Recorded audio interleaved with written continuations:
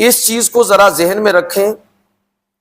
کہ کلچر اور ثقافت کو نظر انداز کر کے آپ اپنی بات نہیں کر سکتے۔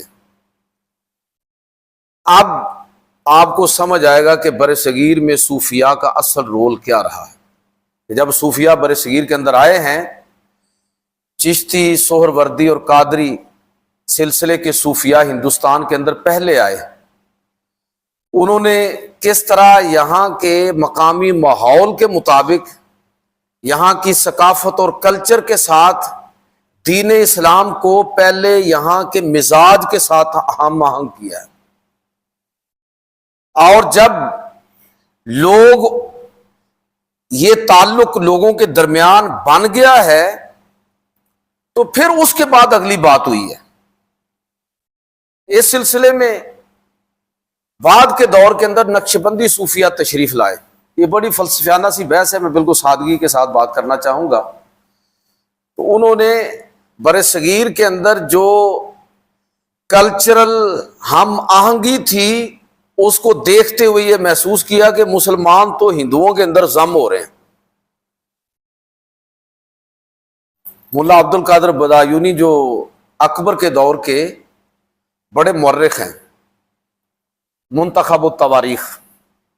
انہوں نے لکھا ہے کہ اس دور کے اندر مسلمان اور ہندوؤں کا جو کلچرل آپس میں ان کے درمیان ہم آہنگی تھی، اس کے نتیجے میں مسلمان اپنی مذہبی شناخت کھونے لگے۔